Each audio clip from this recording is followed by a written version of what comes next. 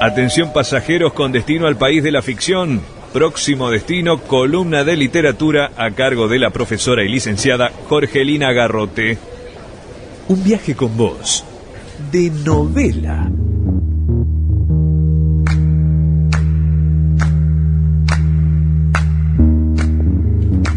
6 de la tarde, 6 minutos, y llegó el momento de compartir literatura. Hola Jorgelina, bienvenida. ¿Cómo andás? ¿Cómo andás vos, Martín? Muy bien, muy contenta de volver al programa. Claro, después de tanto fútbol, Sí. Nos volvemos a reencontrar, y con un amigo de la casa, que ahora está en modo escritor porque anda haciendo cine, es actor, es humorista, tiene muchos ribetes Es este músico. Yo diría Músico, que me no olvidaba es ese ahora detalle. escritor, sino que siempre fue escritor. Sí. Podríamos decir que esa vocación siempre estuvo. aparte tiene Estamos una hablando de voz José David Appel, Claro. porque el pasado jueves 17 presentó su libro Esto no es una ficción, de la editorial 400 Golpes. Esto no es una pipa. No Tal es una cual. ficción, Claro. es una suerte de diario de su viaje a Cuba, porque él hizo una maestría en cine como el documental. Diego fue a Cuba. Mirá. Así que bueno, tiene una vida muy nutrida, muy intensa. Este año cumplió 40 años 40 y bueno, tiene pirulos. mucho por Es un contar, pibe. y parte de su vida lo cuenta en esa experiencia a Cuba, y otras cosas importantes de su vida también están presentes en este libro. Bienvenido, José David Appel. ¿Cómo andás? Tanto tiempo. Muchas gracias, señor Martín Duarte. Estoy muy feliz de estar en este programa, en esta radio que nos dio y nos escuchó en realidad tener momentos tan hermosos y graciosos, desopilantes, Con la bestia radiosa. con la bestia radiosa. 2015, por ahí. No, fue largo el periodo, porque después tuvimos una separación. Primer periodo creo que fue 2009, 2010, 2011. Ah, tenés razón. Después como que paramos y después volvimos. 2015 hicimos el grupo lindo con el Lucas Coqui e Iván Úcalo. Exacto, y creo que fue la cresta de la ola nuestra fue en esa época. Ahí fue. donde había música, improvisábamos y demás, y vos ya habías escrito bastante y muy nutrido.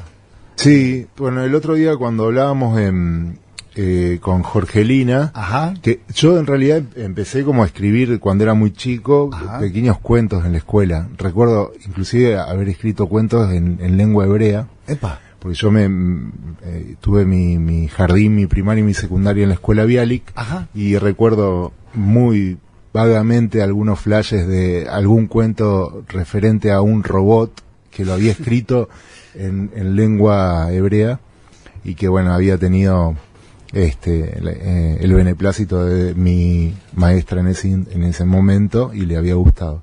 Después la vida me llevó por otros caminos, bueno, trabajos por otros lados, en el campo, una fábrica de ropa, y el primer libro Me con acuerdo. Montefiore 2009. Y bueno, después vino una novela poética, y aterrizo en el cine casi por casualidad en el año 2015, estudiando en el Instituto de Cine Fernando Birri acá de Santa Fe. Y bueno, el cine me abrió un montón de puertas, no solo que me abrió una gran puerta a una vida nueva, sino que también me hizo vincular con gente muy talentosa. Tuve la posibilidad de estudiar en Bolivia, en Colombia, y también en Cuba con la maestría en cine documental en la Escuela de Cine, en donde escribo Esto no es una ficción. Bueno, esto no es una ficción, es un libro que es un diario de viaje en donde se cuentan mis experiencias y mis vivencias en la isla, pero esas experiencias y esas vivencias están constantemente relacionadas con mis experiencias personales de los últimos casi 22 años, desde los 18 años o anterior, desde los 17 que yo viajo a Israel, y tengo una estancia en Israel donde justo se da la primera intifada, y bueno, cuento toda esa experiencia, y bueno, después la vida me fue llevando por otros sitios. Habíamos hablado, sí, acerca de esa experiencia en Cuba. ¿Cómo viste Cuba? Uh-huh. Sí, Cuba, en realidad yo fui con un preconcepto que creo que tenemos muchos, de que Cuba es un país que aún tiene el beneplácito de la gente y el apoyo de la gente para con la revolución. cosa que al llegar allá muy rápidamente me di cuenta que no era así. Es un país que hoy en día está sufriendo focos de revolución social, de descontento, mucho hambre, muchas necesidades, que a mi entender y desde mi prisma no son todos relacionados pura y exclusivamente con una cuestión del bloqueo, sino que está relacionado con una mala administración y una necesidad de quererse atado, querer quedarse atado a ese como a esa bandera de esas ideas de una revolución de la cual hoy los que están en el gobierno no la expresan como la expresaron en su entonces. Y por supuesto que la gente ya con la accesibilidad que tiene a Internet y con la apertura al mundo occidental y al mundo oriental también, al mundo en general, se dio cuenta de que lo que está pasando en Cuba está muy lejos de aquella primera revolución. Y lo que vos aprendiste en relación con el cine, vos ves que allá hay una escuela importante, prestigiosa. Sí. Hay también cineastas cubanos que pueden hacer cine allá a pesar de todas estas crisis que ya se vienen dando desde hace mucho. La producción del cine cubano, por la experiencia que yo tuve en la escuela, no es muy frondosa. No existen apoyos directos de parte del gobierno cubano para producir cine más que lo que se puede producir en la escuela y algunas coproducciones que por supuesto que existen, pero siempre vienen de la mano de dinero que proviene de productoras que se asocian y que no son propiamente de Cuba. Hoy Cuba es un sitio muy complicado económicamente para producir cine, sobre todo de ficción. Seguramente habrá producciones un poco más pequeñas a nivel presupuesto, pero no hay un caudal de cine cubano como sí lo hubo en su entonces, que mucho era de propaganda, pero otro tanto también era artístico y existió durante los primeros capaz que 20 años hasta que pasó lo de la caída del muro. Después todo se fue. Pero te fuiste ahí a estudiar cine, a formarte en eso. ¿Qué te brindó? Más allá de ese contexto del cual estás hablando. No, bueno, la escuela es la EICTV, que es la Escuela Internacional de Cine y Televisión. Está ubicada en San Antonio de los Baños, que es un pequeño pueblo que queda aproximadamente a 45-50 kilómetros de La Habana. La escuela a nivel catedrático es extraordinaria. Tenés un abanico de conocimientos que te brindan los profesores por módulos que es enorme. Yo quiero rápidamente decir 2 o 3 profesores que me marcaron, como fueron Agustina Comedi, que es de acá de Argentina, Basma Al-Sharif, que es palestina. Después he tenido la posibilidad de tomar clases con Alfonso Uchoa de Brasil. La verdad que a mí, a nivel catedrático, me dieron todo. El problema no fue la parte de la cátedra y de la maestría en cine documental y sus contenidos, sino que el problema era vivir ahí. Habitar hoy en día Cuba es una práctica de supervivencia y de sobrevivir al día a día. Repetime el año en el que estuviste y el tiempo que estuviste. 2022, desde marzo del 2022 hasta agosto-septiembre del 2022. Ajá, bien. Solo estuvo, 6 meses solo. Okay. Sí, teníamos un grupo, éramos 8 los que hacíamos la maestría, pero bueno, había complicaciones que inclusive hasta por ahí coartaban la posibilidad de estudiar. Por ejemplo, que se corte la luz a las 9 de la mañana y que devuelvan la luz a las 9 de la noche, o viceversa, que la corten a las 9 de la noche y que la devuelvan a las 9 de la mañana.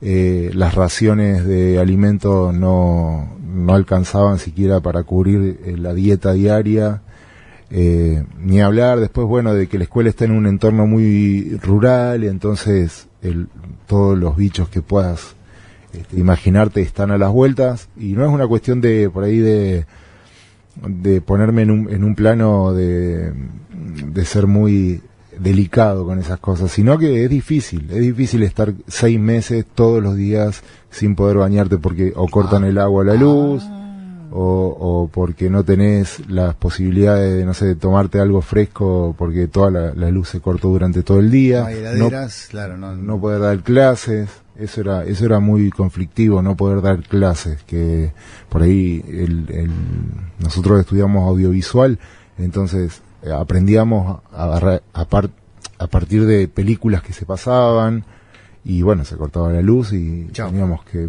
replanificar todo. Nadar sin pileta. Exacto. O sea, hacer cine sin poder proyectar las imágenes. Exacto, sí, bueno, cargar baterías, poder tener la notebook siempre con batería, eso era un tema fundamental, porque se cortaba la luz y tenía que seguir trabajando. Pero bueno, en definitiva yo creo que la experiencia cubana en mí me hizo crecer y a nivel profesional me hizo escribir este libro y hacer 2 documentales, lo cual no es poco.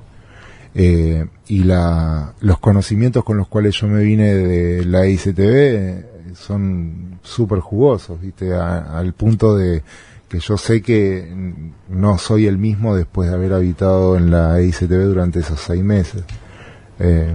Me abrió el panorama hacia una nueva forma de hacer cine, de interpretar el cine y de decidir qué tipo de películas quería hacer yo, con los recursos con los que cuento. Hay una pregunta en un posteo tuyo en Instagram que decís, ¿qué cine me gusta y qué cine no? ¿Qué cine te gusta y cuál no te gusta hacer? Bueno, en el posteo creo que está re claro. A mí no me gusta el cine políticamente correcto ni el cine violento. Y me gusta el cine que está liberado un poco de las ataduras del status quo y tal vez uno se anima a hacer cine con otros tiempos, sin pensar en que tal vez puede llegar a ser aburrido para algunos, pero puede ser muy interesante para otros.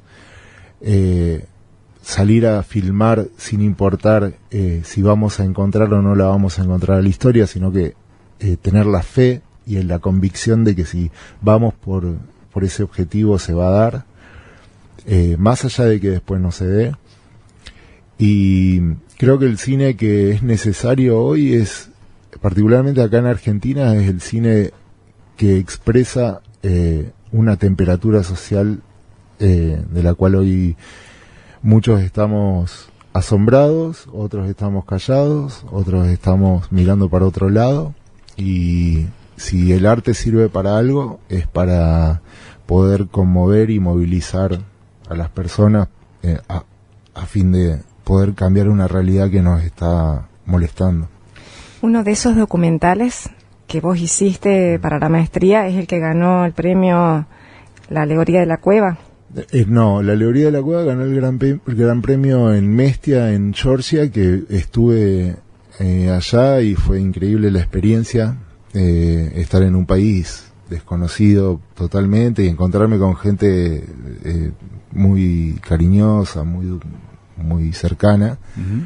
Mi tesis en la ICTV ganó el gran premio en el Kansas City Underground Film Festival en Estados Unidos. Sí, ese ganó allá. Ganaron, obtuvo el reconocimiento, o sea, lo valoraron y tuvo ese premio. Ya es enorme. Sí, es un lindo reconocimiento. Sí. ¿La tesis sobre qué iba? La tesis es muy parecida al libro. En cuanto a estructura. Ajá. Porque es un documental de observación. Yo intervengo solamente en una entrevista con un excombatiente de Angola, pero después trato de hacer como un mosaico de la realidad cubana mediante entrevistas y viajes. Tiene mucho road movie la película también, va, viene, se desplaza hacia un lugar, se vuelve hacia la escuela y así. Y paralelamente cuento mi vida en la piel de ese marinero que lleva el nombre de la historia de un marinero.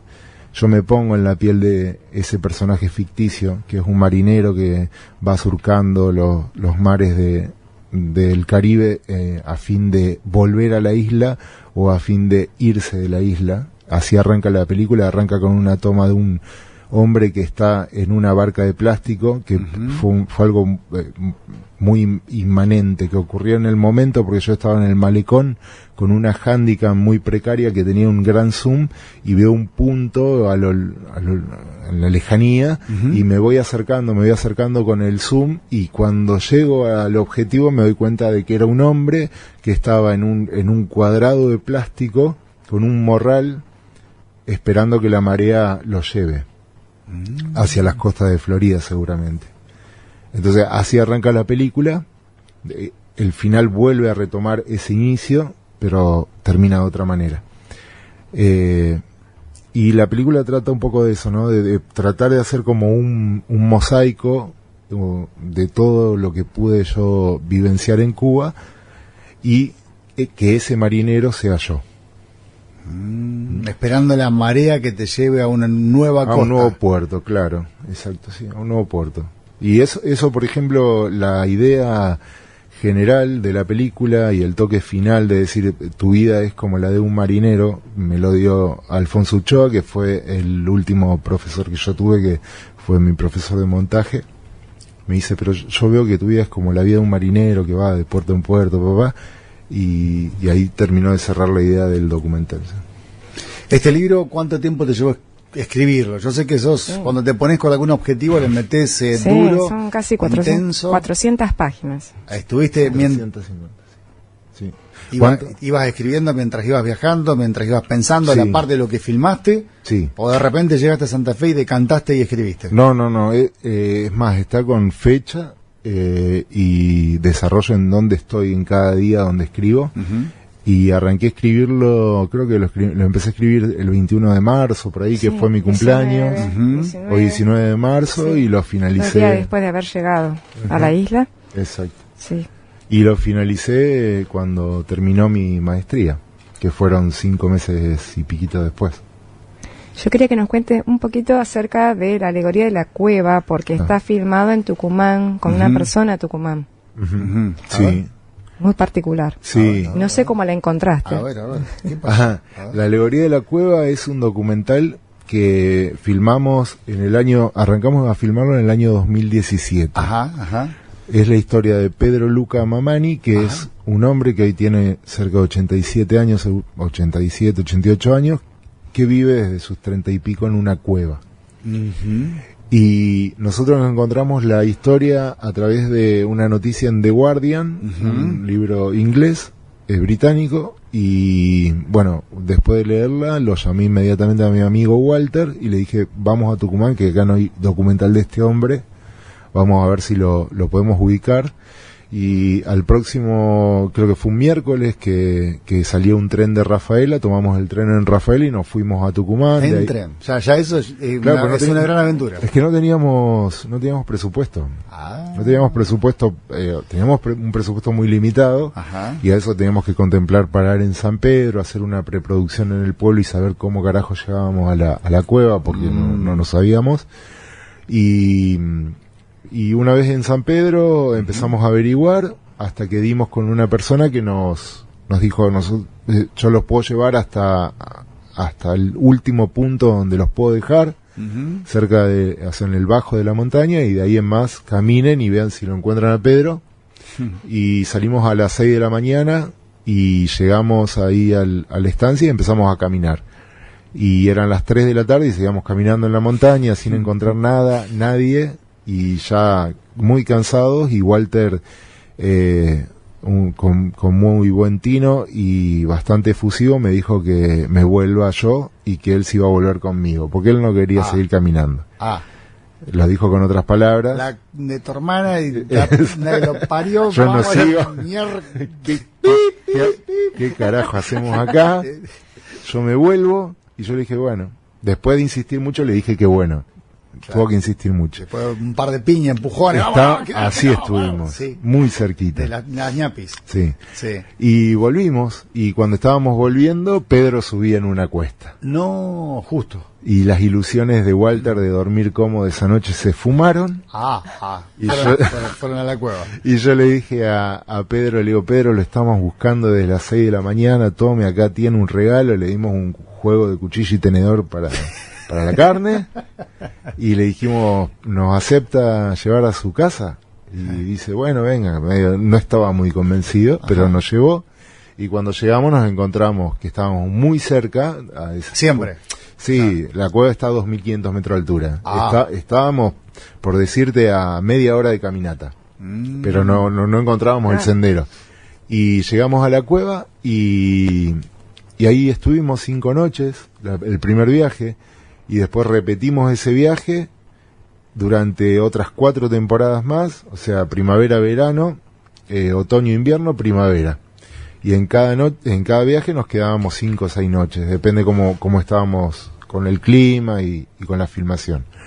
Y bueno, después, casi 6 años después, la película se termina, se estrena en el Festival de Cine de Entre Ríos, y después sigue su camino por festivales, y hoy se llama la película de Alegoría de la Cueva. Se estrenó hace poquito, abrió el ciclo de cine santafesino en el América, y estamos muy contentos con la historia de Pedro. Además, él, más allá de su aislamiento, podríamos decir que les dio la cabida para que ustedes puedan hacer la filmación. Sí, Pedro al principio le costó entender el mecanismo de la cámara y cómo se filmaba, pero rápidamente se fue acostumbrando y todo fue fluyendo. Una mezcla de documental con reality show, una investigación con inmersión, digamos. Sí. Sí, aparte no apartarnos de él, que era un personaje entrañable, ¿viste? Entonces siempre estuvimos ahí al lado de él, lo acompañamos, él nos acompañó. Fue una hermosa experiencia. Que hay algo también, creo que cuento en Esto no es una ficción, en el libro cuento un poquito del trayecto de filmación de ese documental. Esto no es una ficción, ¿dónde lo conseguimos? Eso, exactamente. Esto no es una ficción, la primera edición se consigue únicamente por vía Instagram. Te buscan a vos, José David. Me buscan a mí, el Instagram es José David Apple. Con una sola P, no como manzana. Con una sola P, José David Apple. Me buscan en Instagram por mensaje privado o pueden comentar alguna de las publicaciones y enseguida nos ponemos en contacto. Tiene un precio súper promocional porque es la primera edición y porque vamos a seguir sacando otras ediciones si Dios quiere, así que lo pueden encontrar ahí en esta vuelta. Bárbaro. José querido, gracias papá. Qué buenos tatuajes, mira, Maradona haciéndole gol a los ingleses. Historia de un marinero. Verás. Un pez. Bueno, tiene muchos. Este no es un pez, también describe en el libro todos los tatuajes. Todos los tatuajes. Pero ahí la cueva. La cueva, mira vos. Pedro. Ahí está no se puede creer. El tipo también es, claro, el cine está en su propia piel. La historia argentina está en la piel de José David Apple. Muchas gracias.